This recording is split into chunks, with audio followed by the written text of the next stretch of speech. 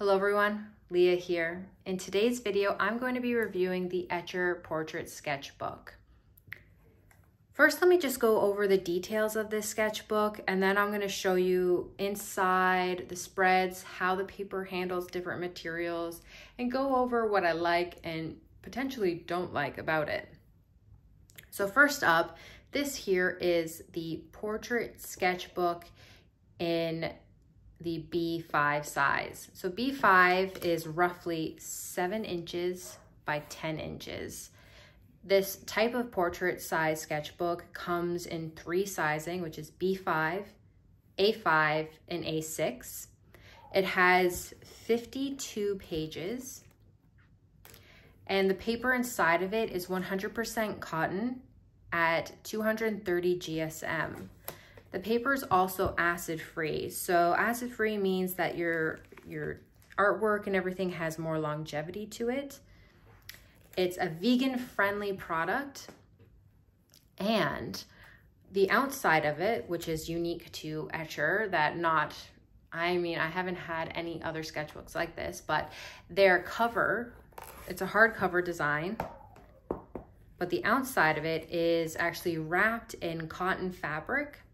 So this is kind of like having a blank canvas and you can paint on it. I've seen a lot of people online do painting, so they cover it and they have beautiful designs on it. I didn't paint mine because I'm kind of a sloppy person and paint gets everywhere. I'm surprised this isn't dirtier than it is because I've had it since 2021. And also, just so you know, this book itself, you can buy it direct from Etchr's website. However, they sell it as a set of 3. So if you're trying it for the very first time, I would recommend doing what I did, and I just went right to Jackson's website and purchased an individual book. In Canadian dollars, the value for it is $43. So depending on where you are, it might be a different dollar value, but I find that to be kind of reasonable. And hear me out, because $43 for a sketchbook for some might seem really expensive. For me, it did at first because I've seen Etchr all over the place. They're a big brand, you know, they're really popular, but the price kept scaring me off. But then when I started comparing the pricing to getting my individual paper sheet, gummed watercolor paper, I started to notice that the pricing was actually really reasonable because this is a large size sketchbook. It's 100% cotton and you get 52 pages, where if you were to get, say, a 9 by 12 gummed watercolor pad, you're getting 10 to 15 sheets and you're looking at the same price, roughly $40 to $50 for less paper. So that's how I made it sound reasonable to my brain to buy it, and I'm glad I did. So let's go from the beginning. I want to point out some things that might be deal breakers for you, but for me, honestly wasn't. It has a bookmark. I know a lot of people love bookmarking their sketchbooks. I'm not really a huge fan of having these. They don't get used ever. Like, I never use this. So it just kind of like hangs out and waves around and it lives its own life freely. So that's one of the things that could be hit or miss for you. For me, I just pretended it wasn't there and I ignored it. Another thing is I really like the elastic band here. I've seen a few reviews where a couple of people mentioned how this is really loose and they don't like how it's not really sharp, like a really tight elastic. I like that it's a soft elastic because when you fill in your sketchbook, it doesn't squish everything tight down. So you can have extra sheets in here. You could maybe even do mixed media where you glue things down and it'll allow for that spacing so nothing sticks to the other side. The other one I wanted to point out is the way it's bound. So trying to bring it up closer to the camera. Hopefully you can see that. So the first 2 pages and the last 2 pages are glued together right here.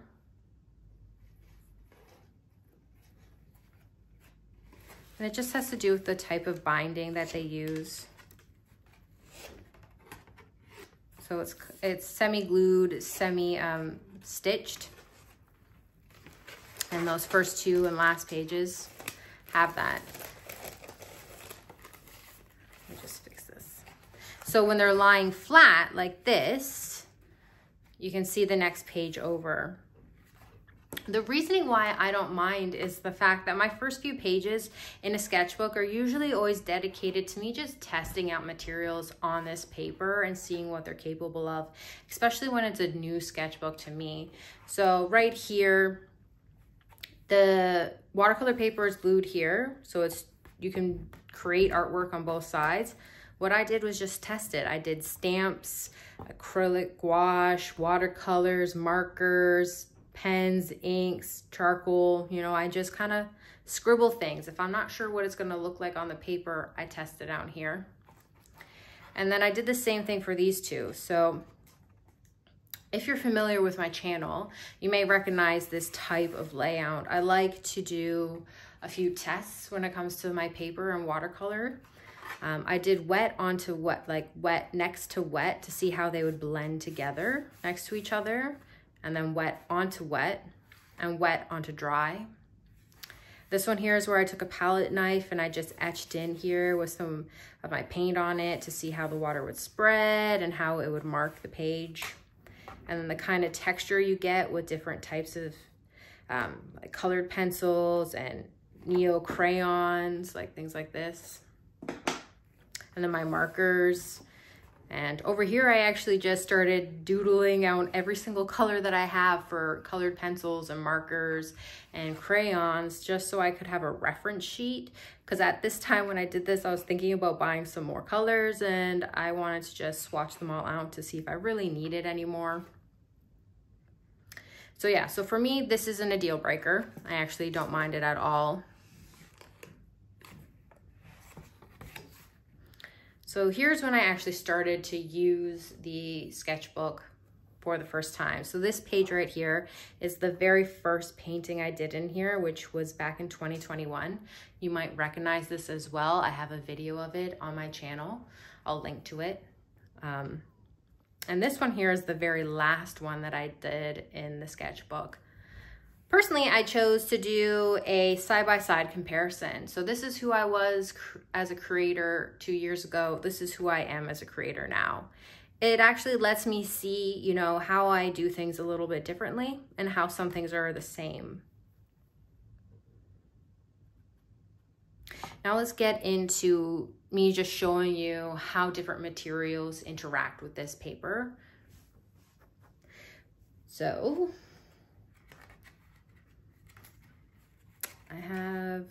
I should have, you know what? Should have dog-eared it. See, maybe I should be using this anyways. That's okay. So over here, I wanted to show you that it does really well with charcoal. So anything that has carries a lot of texture, it lays down really well and you can blend it in as well. Keep in mind when you are using things like charcoal that rub off really easily onto your next page, you normally want to put something here in between the two, like a blank piece of printer paper or some sort of sheet like I've been doing back here with my acrylic paints, something like this, just so you can preserve the other side. But because I'm not emotionally attached to this side, I didn't. Over here, I wanted to show you how I did some studies for trying to figure out how to draw irises with watercolor, and the colors on this sketchbook, the capabilities that it has is beautiful. This 100% watercolor paper, that's 100% cotton. It has beautiful colors. It really does show beauty in the variety of it. It's really nice. Let me show you. I have so many watercolor examples that I don't really know where to start. Okay, let's do this one. So this here is basically all watercolor, except for a little bit of gouache that I put in here.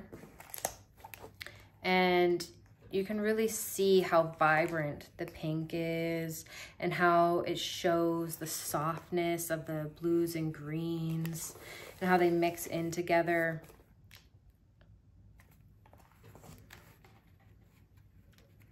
And then next up, I want to show you this page. Okay, so this is another page where I did a side-by-side comparison from, you know, 2021 me to 2023 me. But I want to show you this because I'm a huge fan of gessoing my watercolor paper prior to using acrylic paint on it. And I didn't gesso this because I was curious just to see, because this paper isn't overly textured, even though it is cold press. Oh, I forgot to mention that. This is cold press paper. So you can sort of see texture, but it's kind of smooth. So it's not overly bumpy on the cold press side.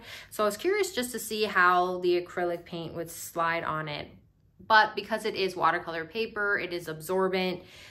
So if you're going to do acrylics on this paper, I would recommend putting some sort of layer down first, be it gesso or say a layer of watercolor paint or acrylic gouache. It'll just help with the paint spreading.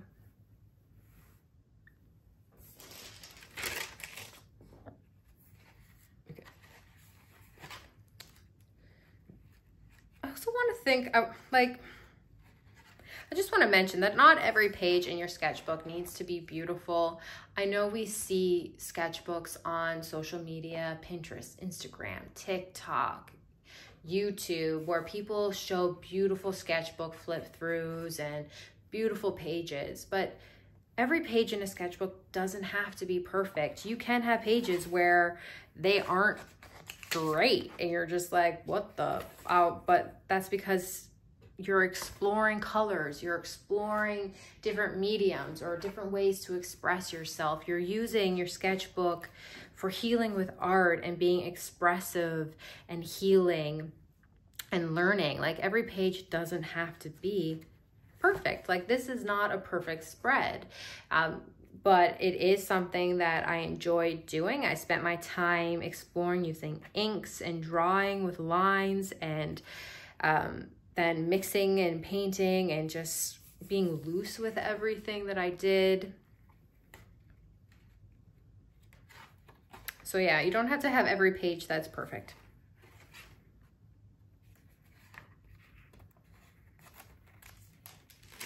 This is another example. I didn't like these pages. And if you check out my my shorts here on YouTube, you'll see that I painted over these pages and then I repainted them. So if you ever do find that you don't like a page in your sketchbook, paint over it if you want to. I did. Okay, so another thing that I want to show you is just how well these pages take using a lot of mediums. So here I was super heavy with my watercolors, my inks, my gouache, and I was just laying it down really heavy. And the papers barely rippled. So they didn't wrinkle, they didn't bump or bulge or do anything. They are really good for retaining their flatness.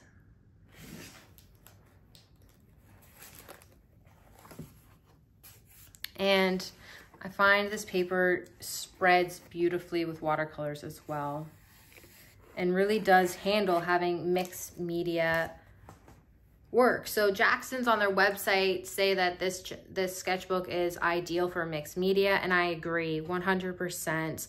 I'm using watercolors and inks and colored pencils and markers and all sorts of things, and it takes it and it works very well.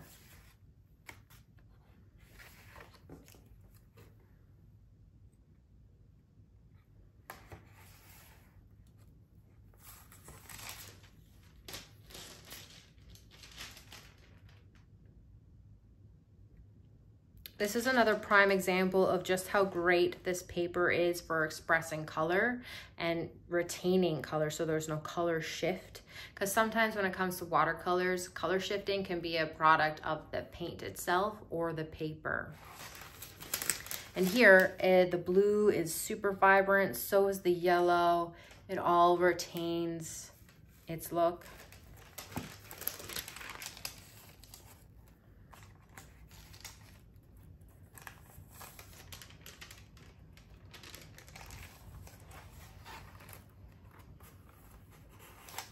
Here's another example of just a mixed media page where I'm using a little bit of everything with it. And this is my last page in here. So my only con to this book, and it's only because I like using stamps and I use them because I make them myself, is that because it's cold press paper, stamps don't 100% work on here. You're gonna find that you're gonna be missing sections and it just won't really work that well. That's really my only con. And the pros for this really is the fact that I love this size. It might not be the perfect size for everyone. At first, I wasn't sure if I was gonna like having a big sketchbook, but now I find it difficult using small sketchbooks because I enjoyed using this one so much. I really like. It can take anything I throw at it. As a mixed media artist, I need paper that can stand up to being used with multiple layers of things, heavy layering, and the fact that I use Posca pens, because if you've ever used them, you know that they can rip paper and they aren't always the nicest to use with some papers. So this cotton paper is amazing, and to me it's just high quality amazingness. Okay, so if you guys have any questions about the Etchr Sketchbook, you let me know in the comment section below, and I'll do my best to get back to you as soon as possible. Whenever it comes to things like this, I always ask myself when I'm using it as well as when I finished it, was it worth the cost? And would I buy another one? And the answer is yes. I 100% believe this was worth the price because I've used it for the past 2 years. It's stand the test of time. And the fact that I enjoyed using it, I'm actually thinking about ordering another one now, even though I have several sketchbooks staring at me right from where I'm standing that are untouched. I want to buy another one just because I enjoy this paper so much. Future Leah popping in for a second. I just wanted to let you guys know that yes, this is a cold press paper, but you also have the option of hot press as well. So the Etchr Portrait Sketchbook comes with the option to go with cold press, hot press, B5, A5, and A6 options. They even have something called their Everyday Sketchbook, which is a landscape size as well. Now, I personally just love this one. So, Future Leah, just gonna peace out and get back to the rest of the video. Now, before I sign off, let's just take a moment to take a deep breath in. And let's release that air. And let's do another one. And as we take that deep breath in, let's bring in some positivity as we do it. And release any negativity that we may have been holding on to. Let's shake out our limbs. Let's take a deep breath in. I definitely came at you with a lot of information and a lot of talking and showing you a bunch of stuff here in this video. So take your time. If you have any questions, let me know. If you liked this video, please give it a thumbs up. If you are interested in healing with art, hit that subscribe button because that's what I'm all about here. I share videos about different products you can use, different things that you can do during your healing with art time, and we discuss using art for healing. All right. Thank you so much for watching this video. Until next time, stay magical.